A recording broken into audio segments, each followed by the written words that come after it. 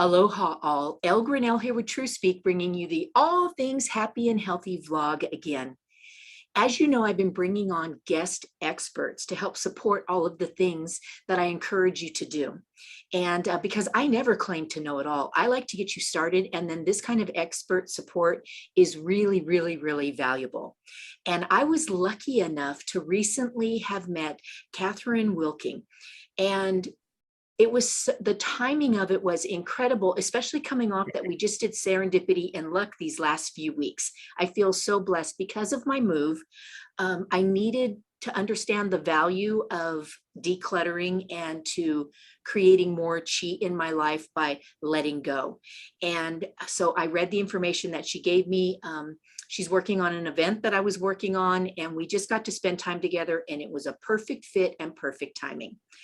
So Kathryn loves color and harmony, and she lives what she does, right? So practices what she preaches, and I love that when you find those folks. She's been active in decorating for years and was exposed to Feng Shui in 1998, and that prompted her to make a lot of changes in her personal life and her business, and to what you're going to be seeing and hearing more about today. And I love her motto is, let's get your space working for you. So with that, Kathryn, is there anything else you'd like them to know about you before we dive in today? I'm just so excited to be here, Elle. I'm just thrilled, and thank you for the introduction. And yeah, I wanted to let people know I was a decorator for years and a home stager, and I just love the way this works.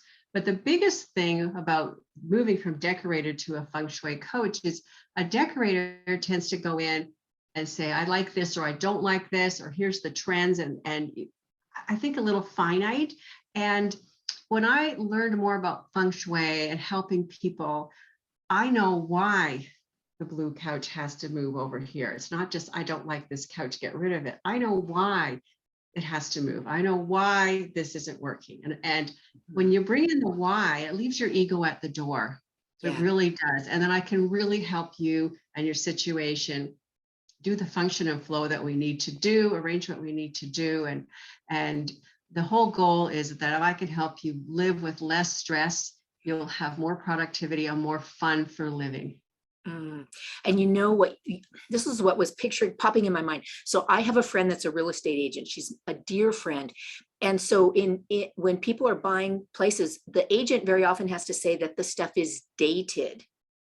And when you're doing it from a place of Feng Shui, that doesn't happen. No. Or it's less likely to happen unless you want to wallpaper the wall or something like that. But well, from the real estate perspective, they want to show a show place, and we don't live like that, right? We don't live with clean sparkle, everything white and glistening, and there's no gardeners or cleaners that come in every day or clean the kitchen or whatever. We have real living needs, and it's all about the ins and outs. And if you can just accept that your house is not going to be a show place, you're living in it, it's staged for living, not for the pictures. But the real estate person wants to set people through like it's a hotel room that nobody's even lived there before. And so they have a real need to present an updated product. And so this is why sometimes they need a stager. But when I go in as a Feng Shui person, I see all this, I think these worn couches and stuff, they're well loved, right? Somebody greets me at the door, they're a little nervous, and they've got the sweater with the little tatter on the side, and the cuffs are worn and stuff. I thought they've got their favorite sweater on when they come to greet me at the door. And I've learned to notice more things. And if you want, I can talk to you about some of the layers of Feng Shui. Yeah, absolutely. So before we get to that touched on a thing that happened to me personally very recently, that someone whom I love dearly told me, I hope your new place is going to be very Zen. And that's kind of what you just talked about, right? Like in the West, we don't want homes that feel like hotel rooms. We enjoy that when we go on vacation, but for our daily living, it doesn't feel right. But there's a balance, right? There's something somewhere in the middle to strike between that. Yeah. Well, you'll notice if you go on my site, it's real easy, kathrynwilking.com. I kept it easy for you. There's a personality quiz on there. And some people, yes, want everything Zen. Mhm. That's their personality. They want to see the shiny surfaces. They want the papers behind the cabinet. They want these things out of sight, out of mind, and that's how they can function. And there's other people that need to see things to get organized. I'm kind of a little bit of both. If I've got projects, I want to see them all here and not in the drawers. So when you look at going into a home and saying, oh, you've got to clean this up and you've got to do it, that's not how you handle people. Some people are also, they like blankets and they like linens and they like drapes, and they kind of nest a little bit over the winter, and that's okay. That's their personality. So finding out what people need and what makes sense. I look at everybody's needs in the whole house before we actually look at the common areas and the private areas. So you're going to decide what you need, Elle. Yeah, I love that, because it's not, like I said, there's layers, and we'll talk about that in a moment, is that so things have energy, right? I've always known that, and I can feel it. And doesn't matter if it's, you know, something inanimate, so to speak, like this painting on the wall. And so I hear when there's a nice clean counter space, because I've done a good job at, you know, getting it all nice, and I love how it looks, but the space says to me, use me, use me. So I'm working on, the space can speak to me, but I still have the balance of being the parent, being in control, and doing you know, what's right for this situation. For sure. I know it's rewarding to clean up. I really, really do. And when you get these horizontal spaces, they are clutter traps, some of them. And I tell people when they're arranging things, vases and flowers and layers, if you can leave 50% of that space free for ins and outs, for the chi to gather and move around, so you can move the dirty dishes over and such. All those things are really, really important. And you'll know yourself if you clear off a little counter, part of the countertop in the kitchen.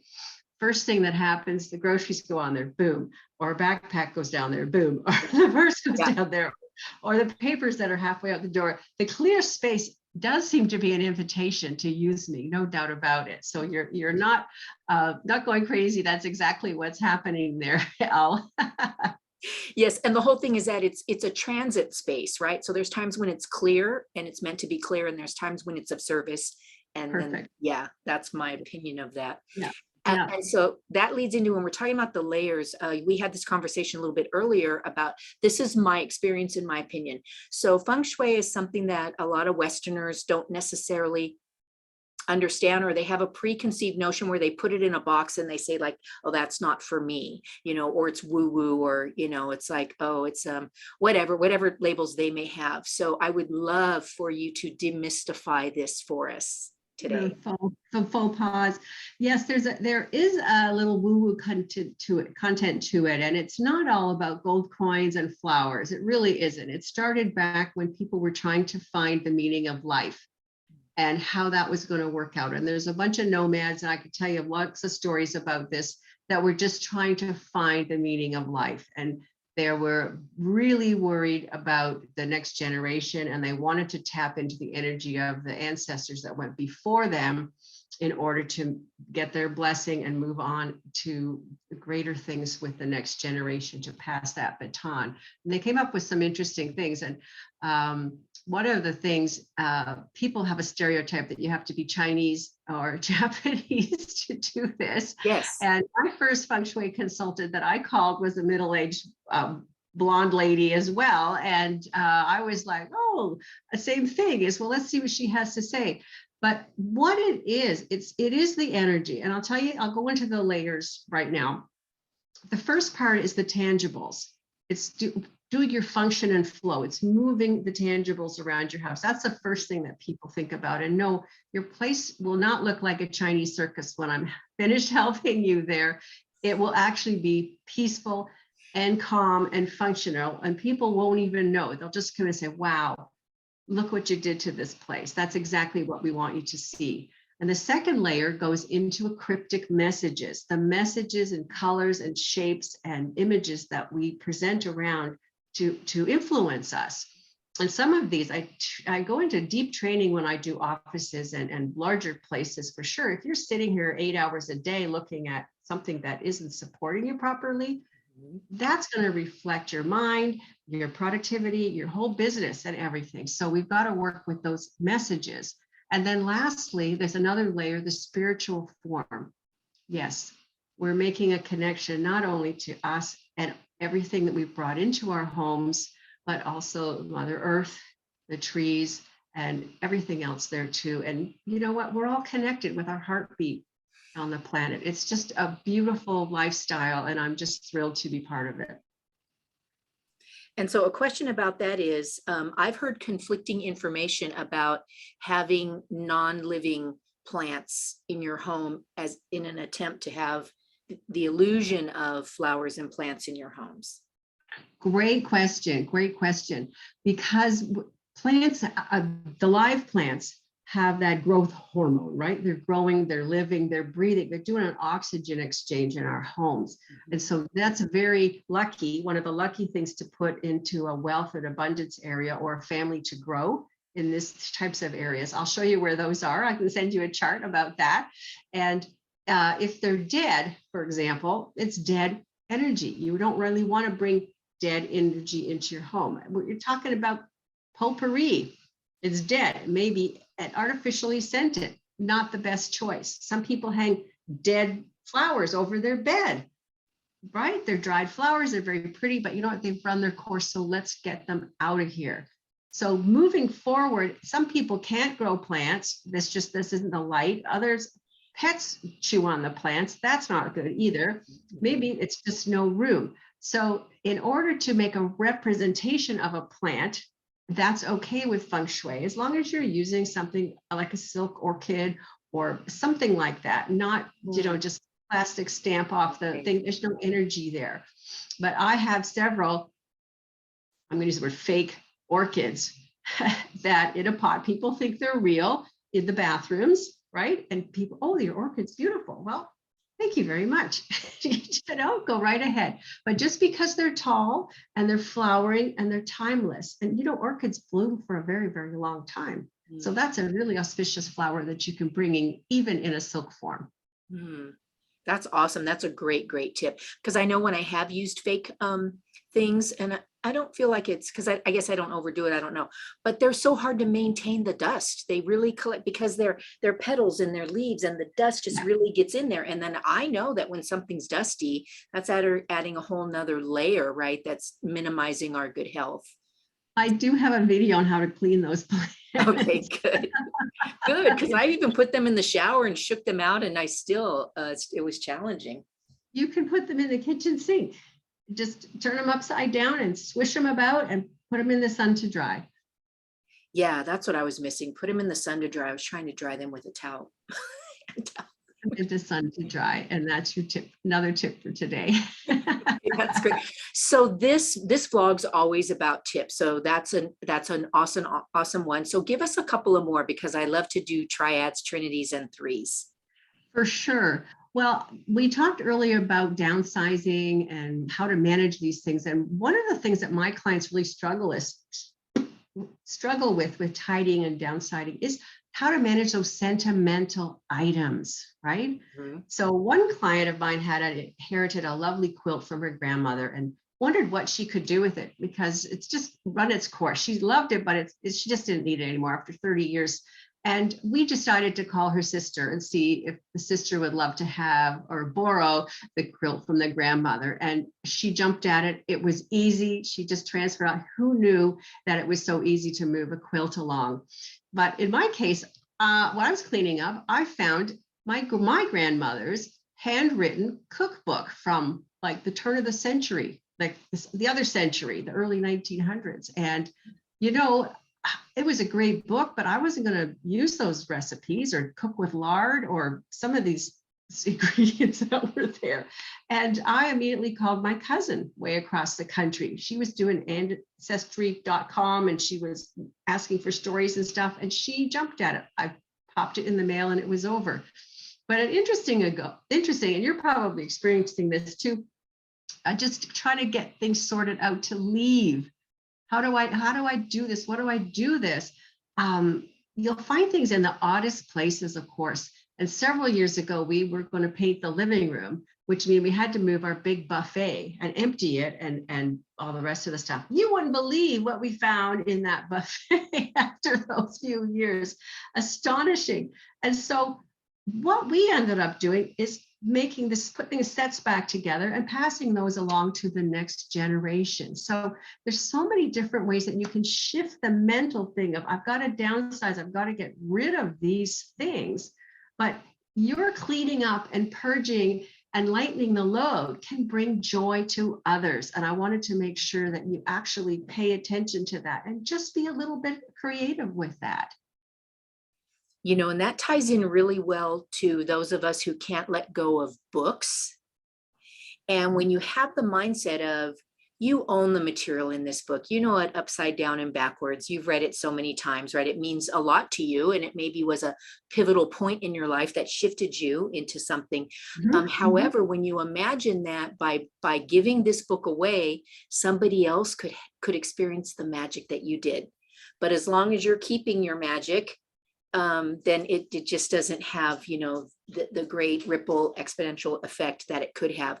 So that's been my concept in getting rid of or moving along Yes. my mass collection of books, because they're very heavy and very expensive to move. I know. And I've moved across the country and back in different places with my husband's work. And every time I have to kind of pare those books down and you say, thank you. Loved every minute, give them another life out there, and rather than store them and hope they don't turn sour, you know, because books absorb moisture and smells and things, and you don't want that to happen. So take care of them now while you still can.